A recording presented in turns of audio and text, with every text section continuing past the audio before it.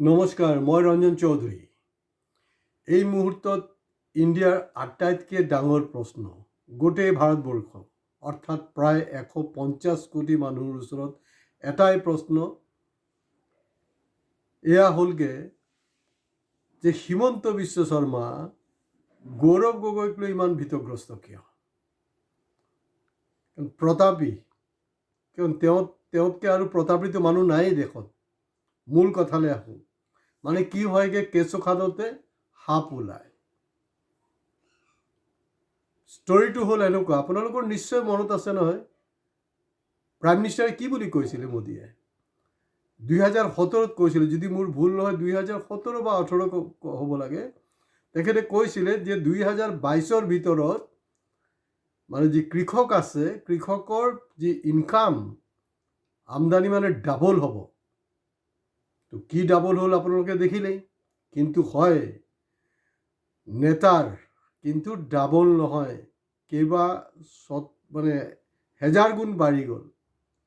প্ৰব্লেমটো হ'লগৈ পাৰ্লামেণ্টত, মোৰ যিমানটো মনত পৰিছে, পাৰ্লামেণ্টতে কিবা এটা কুৱেশ্যন আৱাৰ্ছত এই কথাবিলাক ওলাইছিলে।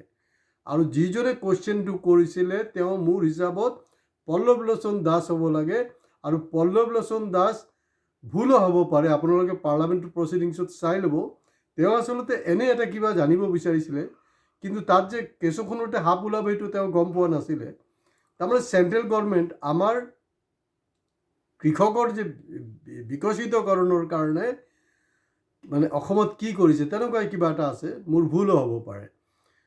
বস্তুটো তেনেকুৱা আছিলে। তো তেতিয়া দেখা গ'ল মানে মুখ্যমন্ত্ৰীৰ পৰিয়ালৰ তাত তেওঁ মানে 10 কোটি টকা মানে লৈছে, আপোনাৰ ছাবচিডি লৈছে, অনুদান লৈছে কেন্দ্ৰীয় চৰকাৰৰ।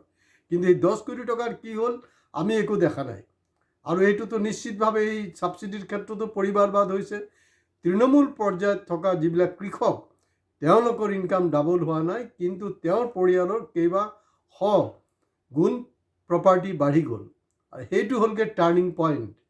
আৰু সেই টাৰ্ণিং পইণ্টৰ ওপৰত আপোনাৰ অসমৰ যিবিলাক মানে একেবাৰে ভৰি চেলিকি আছে, এতিয়াতো যিবিলাক মানে কি সৰহভাগ সংবাদ মাধ্যমতো তেনেকুৱা হৈ গ'ল ন, যে এই বিষয়টোক লৈ কোনো এটা আৰ্টিকেল ওলাব দিয়া নাই, ভালকৈ নিউজ কৰিব দিয়া নাই। ইভেন কংগ্ৰেছ আৰু অপজিশ্যন মিলি যেতিয়া এই কথা বতৰাবিলাক অসম বিধানসভাত মজিয়াত উঠাইছিলে, তেতিয়াও কিন্তু সেইটোক আলোচনাই হ'ব নিদিলে। ৱাকআউটৰ পিছত ৱাকআউটৰ পিছত ৱাকআউটে হ'ল, তেনেকৈ গ'ল। চব ৰেকৰ্ডেড বস্তু দেই, এইটো ওলাই গ'ল। একমাত্ৰ দ্য ৱায়াৰ সেইখন হেৰিত আপোনাৰ এই কথা বতৰাবিলাক ডিটেইলছ ওলাইছিলে। আৰু মানে সচেতন মহল বুলি কওক বা কিছু মানুহ আছে, এতিয়া মানে অসমীয়া মানে মৰি যোৱা নাই, দিমাগ চিমাগ আছে, সংখ্যাটো একেবাৰে নগণ্য, খুব নগণ্য, বেয়া লাগে আকৌ মই নিজক কেতিয়াবা অসমীয়া বা অসমত জন্মগ্ৰহণ কৰা বুলি কওঁতে। সৰ্বানন্দ সোণোৱাল এই বস্তুটো, এই ইনপুটটো আচলতে ওপৰত দিছিলে। এজ এ ৰিজাল্ট তেওঁলোকে খুব বঢ়িয়া এটা নেশ্যনেল নিউজ কৰিছিলে দ্য ৱায়াৰত। যদি মোৰ ভুল নহয় দেই, ভুল হ'ব পাৰে, ক্ষমা মাৰ্জনা নিশ্চয় কৰিব, কাৰণ মোদীয়েতো ক্ষমা বিচাৰিছিলে নহয়, তো ময়ো ক্ষমা বিচাৰিলে কি ডাঙৰ কথা আছে। এতিয়া তাৰপিছতে কি হ'ল, এই যে 10 কোটি টকাৰ যে অনুদান, সেইটোক লৈ যেতিয়া গৌৰৱ গগৈ কথা পাতিবলৈ ষ্টাৰ্ট কৰিলে, তেতিয়া গৌৰৱ গগৈৰ ওপৰত এই কোন বনেগা কৰ'ৰপতিৰ নিচিনা 7 কোটি টকা নহয়, ঠিক 10 কোটি টকা, তই মোৰ 10 কোটি টকা মানে ৰাইজক উদঙাই দিছ, মোৰ তোৰ ওপৰত 10 কোটি টকাৰ মানহানি কেছ, ফিগাৰটো 10 কোটি টকাই হ'ব লাগে, চেক কৰিব। সেইটো কৰাৰ পিছত তেওঁ মুখ্যমন্ত্ৰী হলটেকত পৰিলে। নেচাৰেলি মামা মামী দুইজনতো মাথা গৰম হ'বই।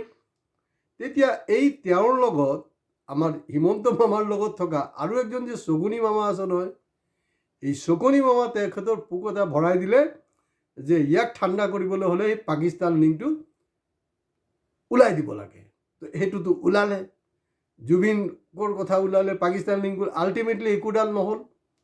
এতিয়া গৌৰৱক কেনেকৈ ঢিলা কৰিব পৰা যায় তাৰ কাৰণে গোটেই প্ৰক্ৰিয়াটো চলিছে। তাৰে এটা পাৰ্ট হিচাপে ভূপেন বৰাৰ প্ৰস্থান, আৰু কোন কোন ইয়াত সোমাব এতিয়া কংগ্ৰেছত তাৰো কোনো গেৰেণ্টি নাই। এইটো সময় ক'ব, এইটো চাই থাকক কথাটো। মেইন টাৰ্ণিং পইণ্ট সেইটো, বেলেগ আৰু কোনো কথা নাই।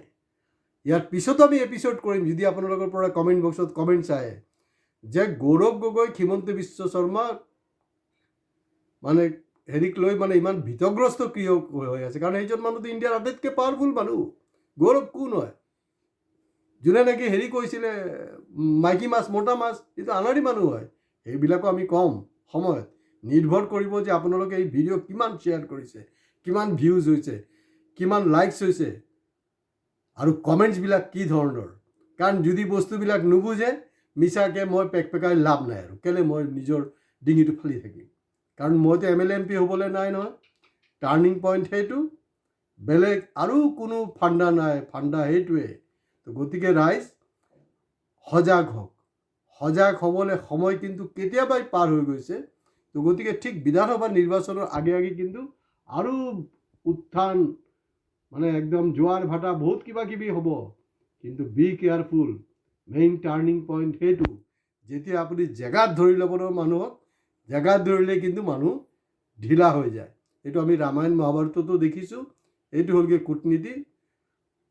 তো গতিকে এইটো ওলাই যোৱাৰ কাৰণে একচুৱেলি তেখেতক কেনেকৈ ডিমৰালাইজ কৰিব পৰা যায়। আৰু মই সেইটো কৈ দিছোঁ আজিৰ হেৰিত, এটা ইংগিত দি দিছোঁ মই ছেকেণ্ড এপিছ'ডত কি কৰিম, যে বহুতে ভাবি আছে যে তেওঁ মানে লেংৰা, মানে হেৰি হয়, মানে ঘোঁৰা হয়। গৌৰৱ লেংৰা ঘোঁৰা নহয়, ই লং ৰেচৰ ঘোঁৰা হয়। কাৰণ তৰুণ গগৈক লৈ কোনোবাই ভাবিছিলে নেকি যে একেৰাহে 15 বছৰ ৰাজত্ব কৰিব? কোনটো সময়ত পাৱাৰলৈ আহিছিলে? যেতিয়া কেন্দ্ৰত বিজেপি চৰকাৰ আছিলে, সেইটো সময়ত। গতিকে কাকো আণ্ডাৰ এষ্টিমেট কৰিবৰ দৰকাৰ নাই। মেইন টাৰ্ণিং পইণ্ট সেইটো, এইটো ওলাই দিলে। আৰু মই এতিয়া এটা বস্তু বুজি নাপাওঁ, যোনটো এমাউণ্টৰ কথাটো স্কেমটো ওলাইছে 10,000 কোটি টকা, মানে 10 কোটি টকা, তাত মানহানি কেছো কিন্তু ঠিক 10 কোটি টকা হৈছে। গতিকে আজি ইয়াতে শেষ কৰিছোঁ। নমস্কাৰ। ছাবস্ক্ৰাইব কৰিবলৈ ৰাইজ প্লিজ নাপাহৰিব।